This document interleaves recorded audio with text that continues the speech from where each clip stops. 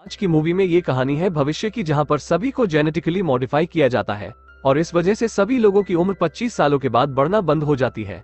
इसलिए यहाँ पर कोई भी बूढ़ा नहीं होता, लोगों को कड़ी मेहनत करके टाइम कमाना पड़ता है। मूवी की शुरुआत में हमें विल को दिखाया जाता है, जो कि अपनी 50 साल की मॉम के साथ एक छोटे से घर में रह रहा था। विल की मॉम का नाम रेचल है। उनकी उम्र 50 साल होने के बावजूद भी जेनेटिक मॉडिफिकेशन की वजह से वो 25 साल की दिखाई देती है। रेचल विल से कहती है कि मेरे पास सिर्फ 3 दिनों का टाइम बचा हुआ है और इसी में हमें इलेक्ट्रिसिटी बिल और बैंक लोन जमा करना है। विल अपनी मॉम से कहता है कि मैं फैक्ट्री में काम करके ये सभी बिल्स भर दूंगा, लेकिन रेचल उसको मना कर देती है और कहती है कि आज वो ओवर टाइम करेगी और वो सभी बिल भर देंगी। और जाने से पहले रेचल विल को 30 मिनट का टाइम देती है ताकि विल आराम से ब्रेकफास्ट कर सके और उसे कल बस स्टॉप पर मिलने के लिए बुलाती है। फिर विल भी अपने काम पर चला जाता है। वहाँ पर जाकर वह देखता है कि सभी चीजों के रेट बढ़ गए हैं। पूरे दिन मेहनत करने के बाद विल बार में चला जाता है और वहाँ पर अपने दोस्त बोरेल से मिलता है। बोरेल उससे कहता है कि आज तुम जितनी चाहे उतनी ड्रिंक्स पी सकते हो, क्योंकि हेनरी नाम का अमीर व्यक्ति सभी के लिए फ्री में ड्रिंक्स खरीद रहा है। हेनरी के पास 100 सालों से भी ज्यादा का टाइम था। यहाँ पर जिसके पास भी जिंदा रहने के लिए ज्यादा टाइम होता है वही सबसे ज्यादा अमीर होता है।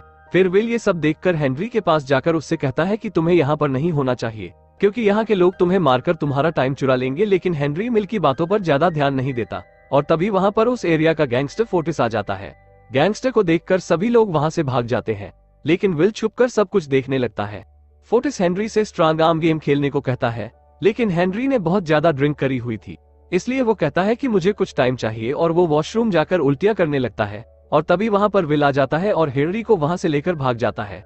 फिर ये दोनों फोर्टिस से बचने के लिए एक पुरानी बिल्डिंग में जाकर छुप जाते हैं और वहीं पर हेनरी विल को बताता है कि मेरी उम्र 105 साल है और मैंने अपनी लाइफ में हर चीज की है और इतने समय जिंदा रहने के बाद मैं अपनी लाइफ से तंग आ गया हूँ। हेनरी विल के हाथ को देखता है जिसके पास बहुत ही कम टाइम बचा हुआ था। फिर वो दोनों वहीं पर बहुत ज्यादा ड्रिंक करके सो जाते हैं और सुबह जब हेनरी नींद से जागता है तो वह देखता है कि विल सो रहा है। फिर हेनरी अपना सारा टाइम विल को देकर अपने पास सिर्फ 5 मिनट रखता है और वहां से चला जाता है। कुछ समय बाद जब विल उठता है तो अपने हाथ पर इतना सारा टाइम देखकर शॉक हो जाता है। विल को भी समझ में आ जाता है कि यह सारा टाइम हेनरी ने उसे दिया होगा। दूसरी तरफ हेनरी ब्रिज के ऊपर बैठा हुआ था और अपने 5 मिनट खत्म होने का इंतजार कर रहा था और जैसे ही हेनरी का टाइम खत्म होने वाला था वो मुस्कुराते हुए ब्रिज के ऊपर से नीचे गिर जाता है और हेनरी वहीं पर मारा जाता है।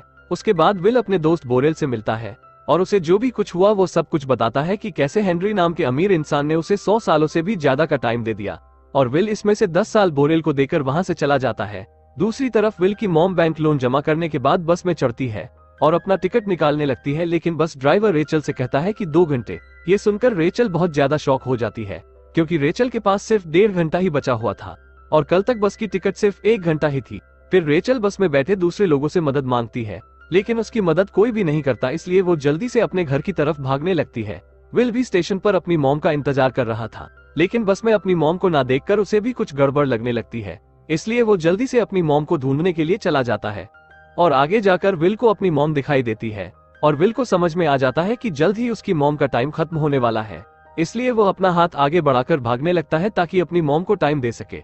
लेकिन जैसे ही रेचल विल के पास पहुंचती है उसका टाइम खत्म हो जाता है और रेचल वहीं पर विल की बाहों में ही मर जाती है। ये सब देखकर विल बहुत ज्यादा रोता है। दूसरे दिन शहर की पुलिस, जिन्हें टाइम कीपर के भी नाम से जाना जाता है, वो हेनरी की बॉडी की इन्वेस्टिगेशन करने लगते हैं। उन्हें लगता है कि हेनरी को किसी ने मारकर उसका सारा टाइम चुरा लिया है। और दूसरी तरफ विल अपने शहर को छोड़कर बहुत सारे टाइम जोन को पार करके न्यू ग्रीनविच नाम के शहर में चला जाता है। न्यू ग्रीनविच शहर में सब लोग बहुत ज्यादा अमीर थे। ग्रीनविच शहर में विल 5 स्टार होटल में रूम बुक करता है और उसी होटल में ही खाना खाता है। दूसरी तरफ टाइम कीपर विल और हेनरी को एक साथ कैमरे में देख लेते हैं। उन्हें लगता है कि विल ने ही हेनरी को मारकर उसका टाइम चुरा लिया है। उधर न्यू ग्रीनविच में पहली बार विल कसिनो में जाता है और वहां पर जाकर फिलिप वाइस नाम के बिलियनियर से मिलता है। वो ग्रीनविच शहर का सबसे अमीर इंसान था। फिर विल उसके साथ पोकर खेलता है और उनकी बाजी 1100 सालों की हो जाती है और विल इस गेम को आखिरी वक्त में जीत जाता है। फिर वह अमीर आदमी अपनी बेटी को विल से मिलवाता है, जिसका नाम सिल्विया है, और साथ ही साथ कल होने वाली पार्टी में भी इनवाइट करता है। फिर विल एक नई कार खरीदता है और फिलिप के घर पर चला जाता है। विल यहाँ पर किसी को भी नहीं जानता था, इसलिए वो यहाँ पर इधर उधर घूमने लगता है और तभी सिल्विया वहाँ पर आ जाती है और विल से बातें करने लगती है और फिर वो दोनों डांस भी करते हैं। और तभी टाइम कीपर को भी पता चल जाता है कि विल कहाँ पर है और वो सभी टाइम कीपर विल को पकड़ने के लिए पार्टी में आ जाते हैं। और वहीं पर ऑफिसर रेमन विल को प्राइवेट रूम में ले जाकर पूछताछ करने लगता है और विल से पूछता है कि तुम्हारे पास इतना सारा टाइम कहाँ से आया। विल रेमन को जो भी कुछ हुआ वो सब कुछ बताता है लेकिन रेमन को विल की बातों पर भरोसा नहीं था, इसलिए रेमन विल का सारा टाइम लेकर सिर्फ 2 घंटे ही विल के पास छोड़ देता है।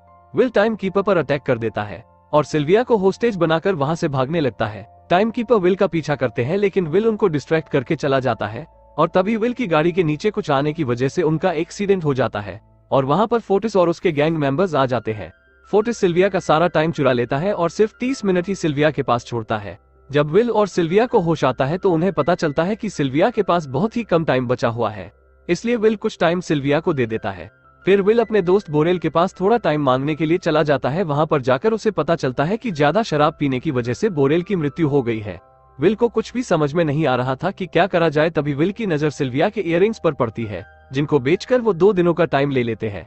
फिर विल सिल्विया के पिताजी को फोन लगाकर बहुत सारा टाइम गरीब लोगों में बांटने को कहता है। उसके बाद विल सिल्विया को अपने घर पर ले जाने लगता है। वहां पर जाते समय सिल्विया बहुत करीब से गरीब लोगों की जिंदगी देखती है। उसे समझ में आ जाता है कि लोगों को जिंदा रहने के लिए कितनी ज्यादा मेहनत करनी पड़ती है।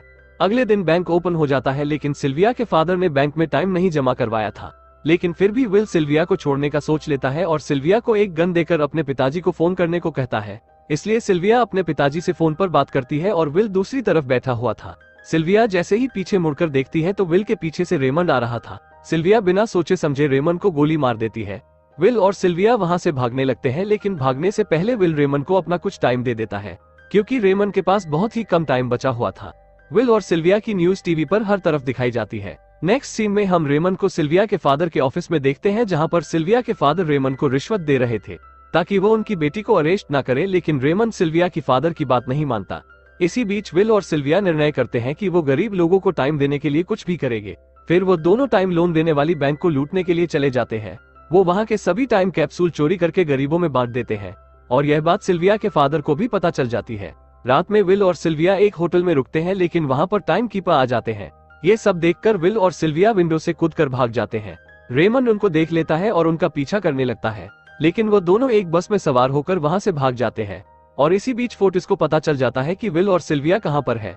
फोर्टिस उन दोनों को पकड़ लेता है, लेकिन फोर्टिस विल को एक चांस देता है और उसे स्ट्रॉन्ग आर्म मैच खेलने को कहता है। पहले तो लगता है कि फोर्टिस इस मैच को जीत जाएगा, लेकिन अंतिम समय में विल जीत जाता है और फोर्टिस के सभी गैंग मेंबर्स को भी मार देता है और अंत में फोर्टिस का टाइम खत्म होने की वजह से वह भी मारा जाता है। विल और सिल्विया जैसे ही बाहर जाते हैं तो वह देखते हैं कि सभी सामानों की प्राइस बढ़ गई है। उन्हें पता चलता है कि यह सब उन्हीं की चोरी की वजह से हो रहा है। अमीर लोगों ने सामानों की प्राइस बढ़ा दी ताकि अमीरों और गरीबों के बीच गैप बना रहे। फिर सिल्विया विल से कहती है कि वो उसके फादर के पास जाकर टाइम चुरा लेंगे और गरीबों में बांट देंगे। सिल्विया के फादर की कंपनी टाइम लोन देने वाली सबसे बड़ी कंपनी थी। अगले दिन सिल्विया अपने फादर के पास चली जाती है और इसी का फायदा उठाकर विल सिल्विया के फादर को हॉस्टेज बना लेता है। फिर वो दोनों सिल्विया के फादर को उनके ऑफिस लेकर चले जाते हैं और वहां पर एक कैप्सूल रखा हुआ था। उस कैप्सूल के अंदर 10 लाख सालों का टाइम था। वो दोनों वो कैप्सूल लेकर वहां से भाग जाते हैं। रेमंड भी उन्हें देख लेता है और उनका पीछा करने लगता है। विल जल्दी से टाइम कैप्सूल गरीब लोगों को देकर वहां से भागने लगता है, क्योंकि अभी भी रेमंड उनका पीछा कर रहा था। थोड़ी देर बाद रेमंड उनके सामने गन लेकर आ जाता है और अरेस्ट करने से पहले रेमंड कहता है कि मैं भी पहले गरीब था, लेकिन मैंने अपने तरीकों से अमीर लोगों के बीच अपनी जगह बनाई। इसलिए अमीर और गरीब लोगों के बीच गैप रहना जरूरी है ताकि समाज आसानी से चल सके। विल के पास टाइम बहुत ही कम था, इसलिए विल रेमंड को टाइम मांगने लगता है, जो कि उसने पिछली बार उसको दिया था। ये सुनकर रेमंड जैसे ही अपने हाथ को देखता है तो उसके पास कुछ ही सेकंड बचे हुए थे और तभी रेमंड का टाइम आउट होकर वो मारा जाता है। विल और सिल्विया के पास बहुत ही कम समय बचा हुआ था, इसलिए वो आखिरी बार किस करते हैं, लेकिन तभी विल की नजर रेमंड की गाड़ी पर पड़ती है और उसे समझ में आ जाता है कि रेमंड की गाड़ी में जरूर टाइम कैप्सूल होगा। इसलिए वो दोनों ही जल्दी से रेमंड की गाड़ी की तरफ भागने लगते हैं।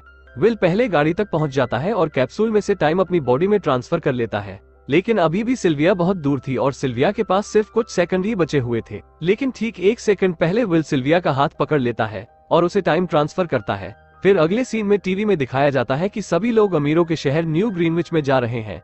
10 लाख सालों का टाइम कैप्सूल बांटने की वजह से सारा सिस्टम खराब हो गया था। ये सब टाइम कीपर अपने ऑफिस में बैठकर देख रहे थे। अब वो समझ जाते हैं कि अब वो कुछ भी नहीं कर सकते और सभी टाइम कीपर अपनी जॉब छोड़कर अपने घर पर चले जाते हैं।